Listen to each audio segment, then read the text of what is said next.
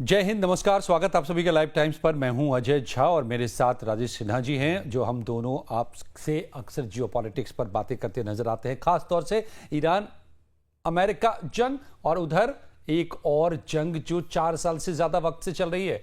और वो कहां है आपको पता है, रूस और यूक्रेन के बीच में। लेकिन रूस और यूक्रेन के मोर्चे पर क्या चल रहा है? इन दिनों पुतिन कहर ढा रहे हैं, दिन रात मिसाइलें मार रहे हैं, क्योंकि जिस मिसाइल से अपना वो बचाव कर रहे थे, पैट्रियट खास तौर से जो इंटरसेप्टर्स थे, वो ट्रंप साहब ने सारे ईरान के खिलाफ फूंक दिए। ईरान ने फुकवा दिए अपनी मिसाइलें और ड्रोन हमलों से। अब जेलेंस्की की मुसीबत यह है कि उनके पास बचाव की छतरी नहीं है और उधर पुतिन का महाक्रोध जाग चुका है और वो मिसाइलों और ड्रोनों की बारिश कर रहे हैं। तो इस सब के बीच में जेलेंस्की ने खुद एक बड़ा खुलासा किया है। जेलेंस्की ने कहा है कि ये तो जो अब तक दिखाई दे रहा है, वो 4 सालों से युद्ध होता हुआ, वो तो कुछ नहीं है।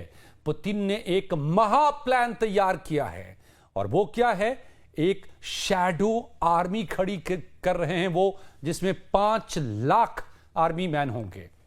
अब वो आर्मी मैन क्या करने वाले हैं, ये खबर लेकर के आज हम लोग बात करने जा रहे हैं। तो ये क्या पूरी बाजी को पलटने की कौन सी तैयारी पुतिन ने अंदर खाने कर ली है, जिसका खुलासा जेलेंस्की कर रहे हैं। अब जेलेंस्की तो साफ तौर पे ये कह रहे हैं कि पुतिन एक ऐसी प्लानिंग कर चुके हैं कि 21 सितंबर को डूमा का इलेक्शन है वहां। हाँ। और डूमा के इलेक्शंस के तुरंत बाद, मतलब वो एक बार वो इलेक्शन से वो फ्री हो जाते हैं, उसके बाद वो ऐसी प्लानिंग कर रहे हैं कि 5 लाख री इन्फोर्स करेंगे वो सैनिकों को अपनी सेना में। आप बोल रहे जैसे शैडो सैनिक होंगे।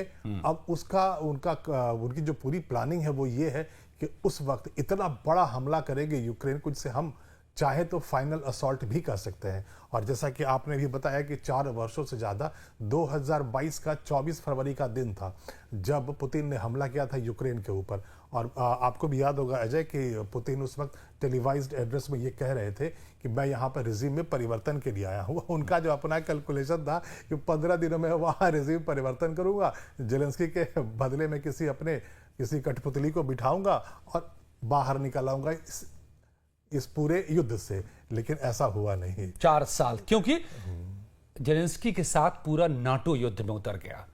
नाटो मतलब पूरा यूरोप और अमेरिका, और हथियारों की सप्लाई से लेकर के इंटेलिजेंस शेयरिंग तक, और अब तो सैलरी तक देने के लिए पैसे नाटो फंड कर रहा है। अभी भी 70 अरब यूरो सैंक्शन किया है ओंकारा नाटो समिट में नाटो ने, और अमेरिका भी दे रहा था। लेकिन जब से डोनाल्ड ट्रंप आए, उन्होंने कहा कि 1 रुपये अब हम नहीं देंगे, 1 पैसे नहीं देंगे, $1 नहीं देंगे, तुम लोग पैसे दो, हम हथियार तुमको खरीद के अमेरिका से देंगे। यानी कि कमाई ही उल्टा करने लगे। खैर वो अलग कहानी है। लेकिन ये जो अब जेलेंस्की कह रहे हैं, ये ट्वीट कुछ दिनों पहले किया था और 2 दिन पहले फिर से जेलेंस्की ने अपने टेलीवाइज एड्रेस में कहा है कि ये सिर्फ 5 लाख आर्मी का मोबिलाइजेशन, वो भी गुपचुप तरीके से, अनरिकॉर्डेड तरीके से जो कर रहे हैं पुतिन, वो सिर्फ यूक्रेन के खिलाफ करेंगे। उसका इस्तेमाल ये जरूरी नहीं है, ये नाटो यानी यूरोप के खिलाफ भी इस्तेमाल इसका हो सकता है। ये सबसे खतरनाक पहलू है इसका। आपने अब ये नाटो और पुतिन की बात जब छेड़ दी,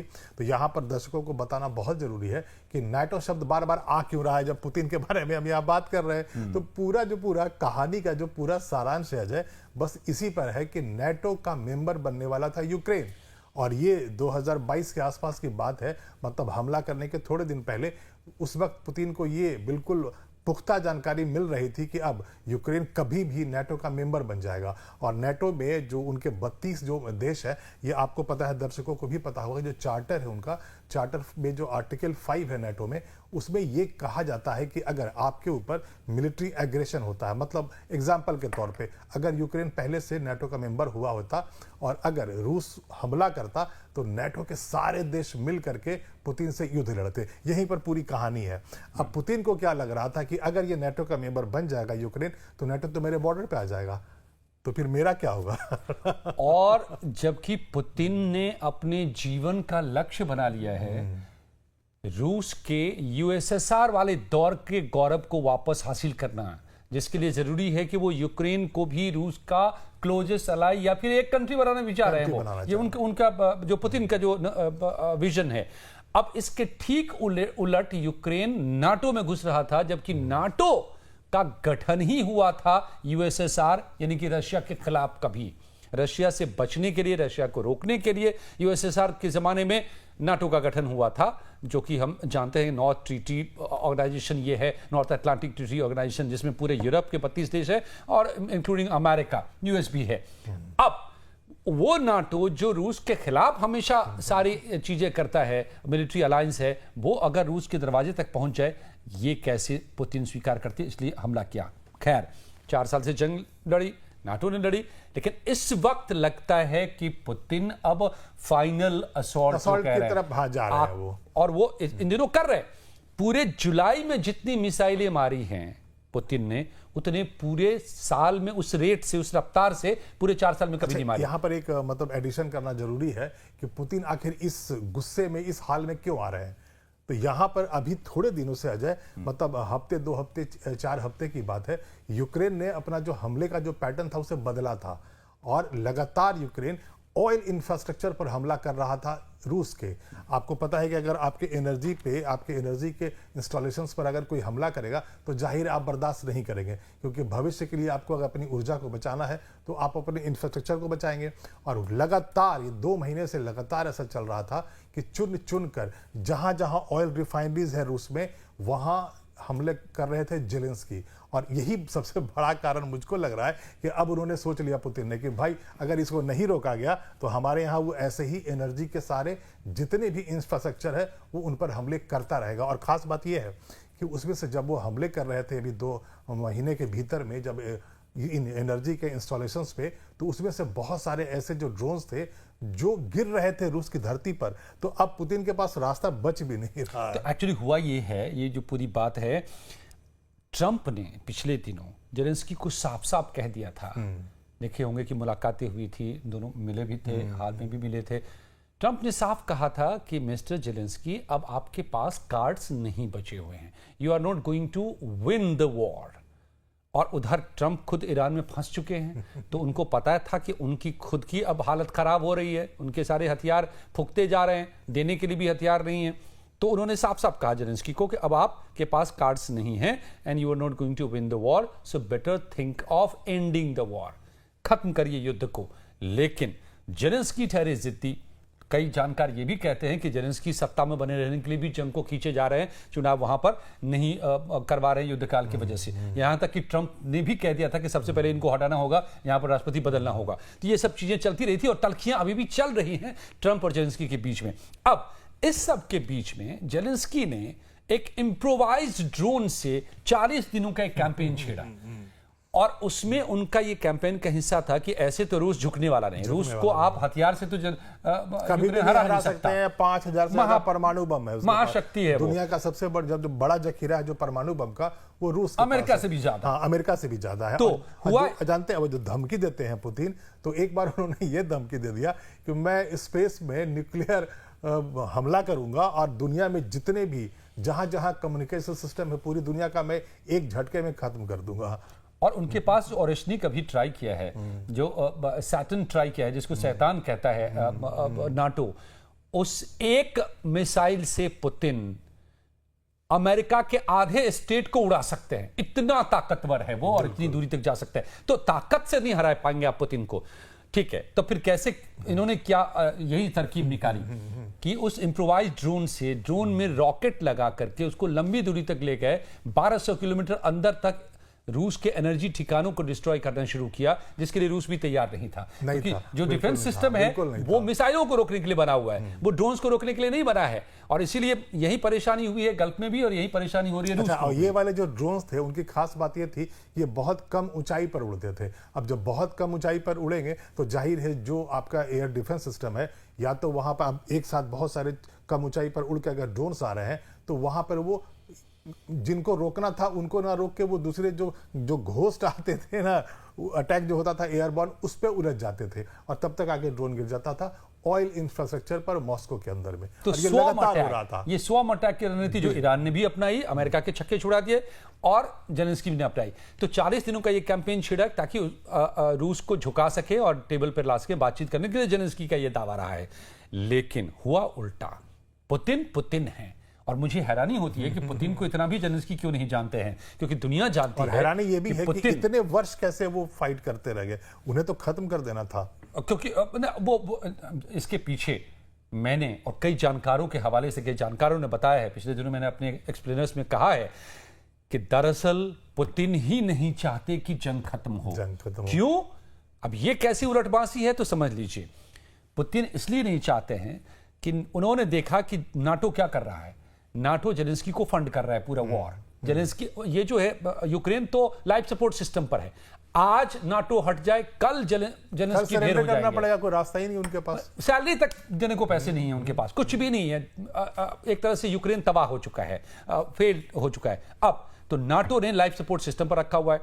तो पुतिन को दिखा कि अच्छा है, नाटो डायरेक्ट लड़ नहीं रहा है तो पूरे नाटो से मुझे लड़ना नहीं पड़ रहा है, लेकिन वाया यूक्रेन नाटो के हथियार, नाटो के पैसे पूरी तरह से खत्म हो रहे हैं। स्पंज बन गया है यूक्रेन, और मैं इनके पैसे को और हथियारों को यहां खत्म करता रहूंगा। और मुझे करना क्या है, जो पुराने ग्लाइड बम्स थे जो सोवियत के जमाने के बने हुए हैं, उन सब का इस्तेमाल कर रहे हैं। एक तरह से वो अपने जो ये स्क्रैप है उसको खाली कर रहे हैं। पुतिन असली हथियारों का इस्तेमाल नहीं कर रहे हैं और स्निक नहीं मार रहे हैं। एक व्यूअर ने आप में से मेरे वीडियो पे पूछा था कि और स्निक किस दिन के लिए रखे हुए हैं, और स्निक उस दिन के लिए रखे हुए हैं जिस दिन सीधी नाटो से जंग छिड़ जाएगी, अमेरिका से जंग छिड़ जाएगी। और कोई बड़ी बात नहीं राजेश सर, मैं आपको बताऊं कि इस वक्त अमेरिका एक्सपोज हो गया है।